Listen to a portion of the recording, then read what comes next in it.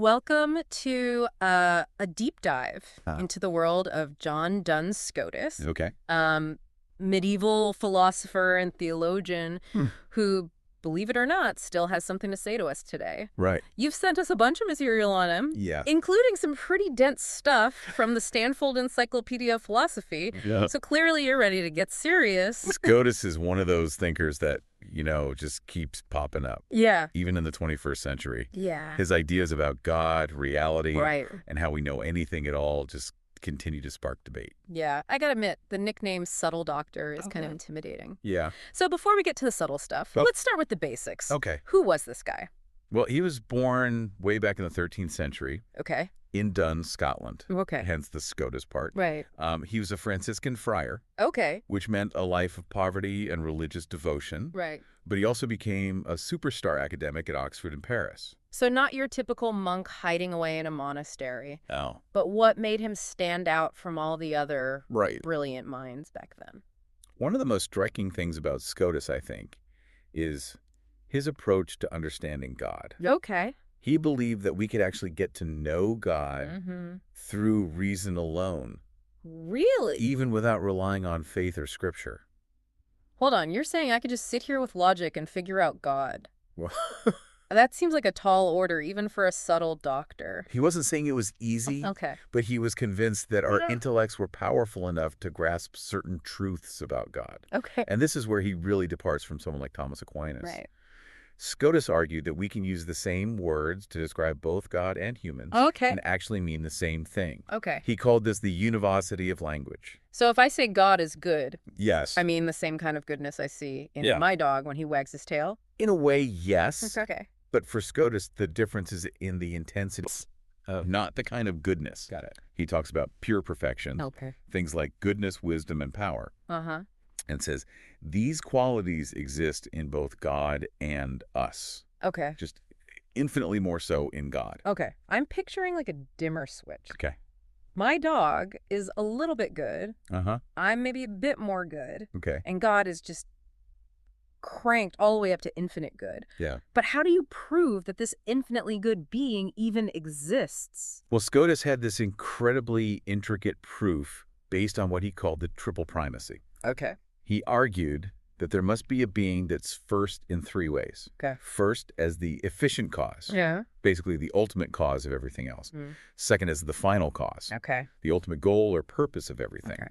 And third, as the most preeminent being, surpassing everything else in perfection. So this first being is like the ultimate MVP, the Yeah. creator, the goal, and the best of the best all rolled into one. Yep. But how do we know that those three firsts are talking about the same being? Right. Couldn't they be separate things? That's where Scotus gets subtle. Okay. He meticulously demonstrates how these three primacies must actually be describing the same being. Okay.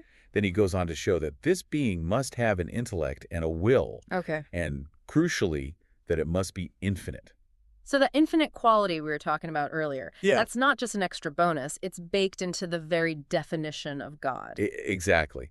And this idea of God's infinite being is really important for Scotus. Okay. It's what sets him apart from Aquinas, who focused on God's simplicity, Okay. that pure unified essence you mentioned. Well, wait. How can something be both simple and infinite? Oh. Isn't that a contradiction? That's where Scotus gets really interesting. Okay. He argues that infinity is actually the simplest way to understand God, Okay. because it's not just an absence of limits. Right. It's a positive intrinsic quality. Okay. It's like saying God is infinity itself. Okay, my brain is starting to hurt a little, Hurt. but I'm hooked. Yeah. If we can use the same words to describe God and ourselves, Yes. does that mean we share something fundamental with the divine? Now, that's a big question. Okay. And it leads us straight into Scotus's ideas about the nature of reality itself, Uh-huh. his metaphysics, Okay. ready to explore what makes up the fabric of existence. Lead the way. I'm starting to understand why they called him the subtle doctor. Yeah. This is intense stuff. Uh-huh. But if we can grasp God through logic, Yeah. how does the rest of the world fit in? Uh-huh. Does everything have that same logical structure? For Scotus, it absolutely does. Okay. He was steeped in Aristotelian thought, Okay. which means He saw the world in terms of substances and Oh, accidents. back up a sec. Substances and accidents. Okay. I need a refresher course here. Think of it this way. Okay. A substance is the fundamental thingness of something, Okay. and its accidents are its properties. Okay. So you're a substance, Uh-huh. and your hair color, height, Okay. and even your thoughts are accidents. Got it. Yeah. So, like, my cat Mittens is a substance, Exactly. and her fluffiness and love of tuna are her accidents. Exactly. Okay. And Scotus was really interested in how substances change. Okay. Aristotle had this idea of matter and form, Yeah.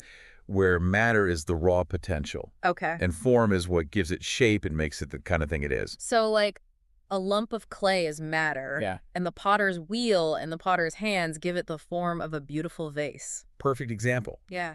But Scotus took this idea Okay. and ran with it in some pretty wild directions. Okay. For instance, he believed that matter could actually exist without any form at all. Really? He called this prime matter. Wait, something can exist without any defining characteristics. It was a radical idea. That's it? Kind of boring. He also didn't think that everything was made of matter and form. Okay. This opened the door for purely spiritual beings like angels, which are all form and no matter. Okay. And get this, he believed one substance could have multiple forms. Hold on, multiple forms. Yes. So Mittens is a cat, Yes. but she's also made up of, like, smaller forms, paws, whiskers, a tail. You're getting it. This gets really interesting when we think about humans. Okay. For many philosophers, the soul was the only form of a human. Right. But Scotus pointed out that if that's true, Yeah. then a dead body wouldn't be the same body as the living one, Okay. because the soul, its form, is gone. Whoa, that's deep. So Huh. how did he solve that puzzle? He proposed that there's also a form of the body Okay. that stays with us even after death, Mm. alongside other forms for different parts of the body. So my body has its own form, and my organs have their own forms, and Ugh. it all fits together somehow. This is getting complex. It is. But I see how it connects to real-world stuff. Yes. Like what happens to us after we die. That's Scotus for you, Yeah. always connecting the abstract to the concrete. Okay. And speaking of connecting things, Yeah. how do we even know any of this is true? Right. How do our minds make sense of the world? Exactly. That's where his ideas about knowledge come in, Okay. which were just as mind-bending as his metaphysics. All right, bring on the mind bending. I'm ready for more.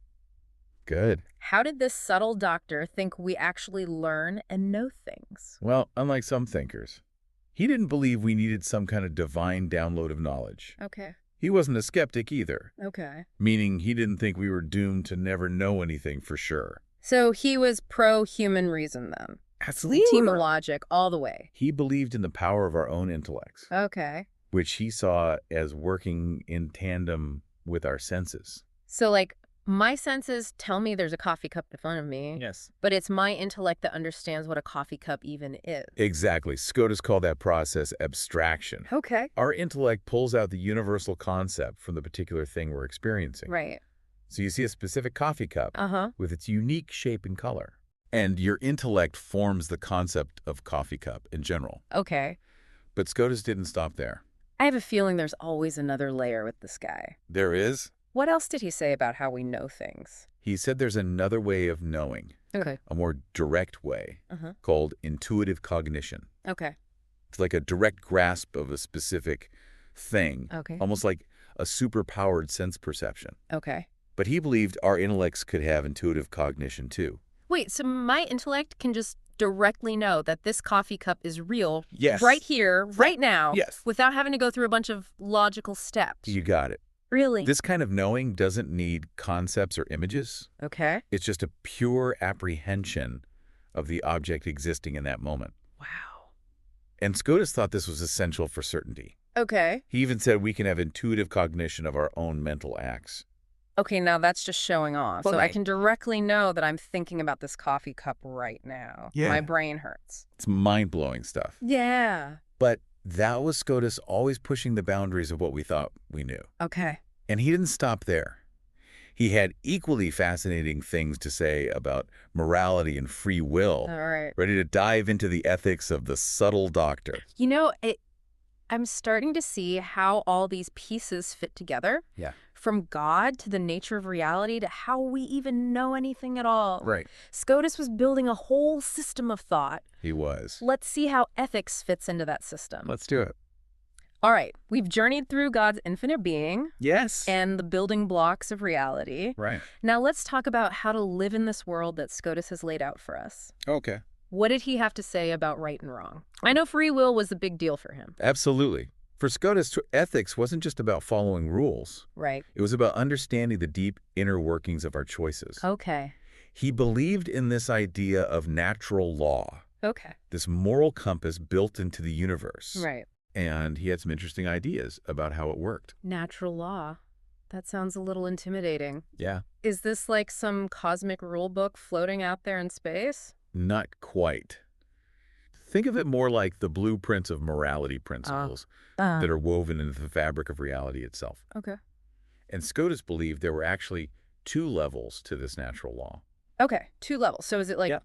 basic morality and then advanced morality? Kind of. The first level is what he called natural law in the strict sense. Okay. These are moral truths that are so rock solid, so self-evident that even God can't change them. Wow. They're based on the very nature of things. So like universal, unshakable moral laws. Can you give me an example? Scotus believed the first 3 commandments of the Decalogue fell into this category. Okay. You know, the ones about our duties to God. Right. For instance, the idea that we shouldn't hate God. Okay. He saw this as a fundamental truth built into the very definition of God as the ultimate good. Yeah. Hating pure goodness just seems wrong on a fundamental level. Right. But what about the rest of the commandments? Yeah. Stealing, lying, all that stuff. Right. Do those fall under a different level of natural law? Exactly. That's what he called natural law in the looser sense. Okay. These principles are still in line with reason, All right. but they're contingent, meaning they could have been different depending on God's will. Wait, so God could have chosen different rules? Yeah. Does that mean morality is just like whatever God decides on a whim? Not exactly. Yeah. Scotus believed that while God could have chosen differently, Okay. his choices are always guided by perfect wisdom and goodness. Okay. We might not always understand the reasoning behind those choices, Right. but we can trust that they're not arbitrary. Okay. There's a mystery there, Yeah. but at least there's a method to the mystery. Right. So where does free will fit into all of this? Scotus had a really unique take on free will. Okay. He disagreed with Aquinas, who thought our intellect alone could give us true freedom. So just being smart doesn't make you free. That's a relief. Scotus believed true freedom requires something more. Okay. He said we need the ability to choose between options at the very moment of decision, Okay. not just over time. So it's not enough to say, well, today I choose to eat a salad, Right. but tomorrow I might choose a burger. Right. Real freedom means I could choose that burger even while I'm in the middle of eating my salad. Exactly. Yeah. He thought that kind of freedom is what makes us truly moral agents. Right. But the big question is, Yeah. how do we get that level of freedom? Right. What gives us that power to choose? Yeah. Do we all have secret superpowers we don't know about? What, Is there a willpower muscle we need to exercise? This is where Scotus's famous 2 affections of the will come into play. Okay. He said, our will is driven by 2 basic inclinations, Okay. what he called the affectio commodi Okay. and the affectio justitiae. Those are some fancy Latin terms. I know, right? Break those down for me. Affectio commodi is basically the desire for what's good for us, Okay. our own personal advantage. Uh-huh. Think of it as the what's in it for me drive. Makes sense. We all want to be happy, right? Right. So what's the other one? The affectio justitiae is the affection for justice. Okay. It's the desire to do what's right, Right. even if it doesn't benefit us personally. Mm-hmm. Scotus thought this was what truly elevated our will beyond just selfish desires. So one part of us wants what's good for ourselves, Right. and the other wants what's good, period. Yes. That makes sense. It's like that angel and devil on your shoulder, Yeah. except it's actually inside your will. That's a great way to put it. Yeah. And for Scotus, it's this affectio justitiae, Okay. this innate desire for justice Right. that gives our choices real moral weight. So it's not just about maximizing our own happiness. Right. That seems counter to how a lot of people think about ethics today. Scotus was ahead of his time. Yeah. He saw a fundamental distinction between moral goodness and happiness. He believed our will had this higher calling, Right. a capacity to transcend self-interest Yeah. and act for the sake of what's right. I'm really digging this 2 affections concept. Yeah. It feels very relatable. Yeah. We've all had those moments where we know what the right thing to do is, Right. but it's hard. Yes. It might cost us something. That's the heart of it, isn't it? That internal struggle is what gives our choices meaning. Mm. Scotus believed without that tension. Yeah. Without the option to choose against our desires, Mm-hmm. we'd just be robots acting out a pre-programmed script. Okay. My mind is officially blown. Good. So following natural law, wrestling with these two affections, Yes. it sounds like ethics for Scotus is more about intention Yes. than just following a set of rules. You're getting. He was more interested in why we do things than simply what we do. Right. And this gets to the heart of his idea of free will. Right. This has been an intense journey through Scotus's ethics. Mm-hmm. It's complex, Yeah. but it also feels strangely hopeful. Like we actually have the power to choose good, even when it's hard. That's the beauty of Scotus. He challenges us to think deeply about the nature of good and evil choice and responsibility. Right. And he doesn't give us easy answers. Speaking of challenging questions, we've still got one big piece of the puzzle to explore. Okay. Scotus's ideas about universals and individuation. Yes. I know this might sound abstract, Uh-huh. but trust me, it's important. It is. This is where Scotus tackles the big questions of identity. Okay. What makes something what it is, Right. and what makes each of us unique. Okay. Are we just a collection of categories? Yeah. Or is there something more? Ooh, that's getting existential. All I'm ready to dive in. right. All right, so we've talked about God, Yeah. reality, knowledge, ethics. Right. What else is there? Well, there's the question of what makes you you Okay. and me. Yeah. What makes anything the unique individual that it is. Right. That's where Scotus's ideas about universals and individuation come in. Right. Okay. Universals and individuation. Those sound like some seriously big brain concepts. Can you break those down for me? Think about it this way. Okay. We use the same words to describe lots of different things. Okay. We can say, that's a cat, about a fluffy Persian, Mm-hmm. and a sleek Siamese. Right. So the question is there some real catness out there that they both share? Right. Or is it just a label we slap on anything with 4 legs and a tail? I see what you mean. Yeah. It's like what makes all those different cats? Well, cats. Exactly. That's the problem of universals. Okay. And Scotus was a realist, Okay. which means he believed that there really is something shared by all those individual cats, a common nature that makes them what they are. So there's a real catness that exists in every single cat. Yes. From my Mittens to Garfield to that grumpy alley cat that hisses at me. Yes. But then the next question is, Yeah. if they all share this catness, what makes them different? Exactly. Why aren't they just copies of each other? Yeah, that's what I was wondering. Mittens is definitely one of a kind with her own personality and quirks. And that's where individuation comes in. Okay. Scotus had this fascinating concept called haec. Yeah. It's basically the principle that makes each thing unique. Okay. That thisness, that it sets it apart from everything else. Haec. That's a mouthful. I know. So Mittens and Garfield both have catness. Yes. But they also each have their own haec. Right. That makes them, well, Mittens and Garfield. Precisely, Scotus believed that this haec is what contracts the common nature, Okay. making it specific to each individual. Uh-huh. It's like each individual gets their own little slice of catness Yeah. that's uniquely theirs. Okay. So the world is full of these common natures like catness or humanness. Right. And then each individual gets a unique twist on that nature. Yes. Their own personal haec. I like it. It's like everyone gets to play their own variation on a theme. And that gets to the heart of Scotus's philosophy.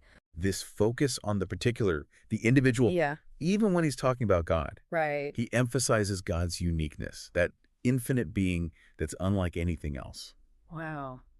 This has been quite a journey. It has. We've gone from the heights of God's infinite being to the nitty-gritty of what makes each individual unique. We have. My brain is officially full. Hopefully, it's a good kind of full. It is. It is. Scotus is one of those thinkers who leaves you with more questions than answers. Right. But that's what makes him so exciting to explore. I have to say, when we started this deep dive, Uh-huh. I was a little intimidated by the subtle doctor, Yeah. but now I see why he was so influential. Mm-hmm. His ideas are intricate, but they're also profoundly relevant to our lives even today. Absolutely. And you know, it's funny how all of this stuff from the 13th century Yeah. still has so much to say to us in the 21st. It really does. So, dear listener, as we wrap up our exploration of John Duns Scotus, I want to leave you with one final thought to ponder. Given Scotus's emphasis on free will, how might that influence our understanding of responsibility and moral choice? Ooh. Do we have more responsibility if our will is truly free? Right? Or does it make things more complicated? That's a great question. It's something Scotus himself didn't explicitly address, Right. but it's a natural extension of his thinking. Right. And there are no easy answers. Right. Maybe it's a question each of us has to grapple with on our own, Yeah. using the tools Scotus has given us. Yeah. Our reason, our intuition, and maybe even that affectio justitiae. Right. That desire for justice that he believed is within us all. Well said. So until next time, keep diving. Yes. Keep questioning. Keep exploring. And keep exploring the depths of knowledge. Farewell.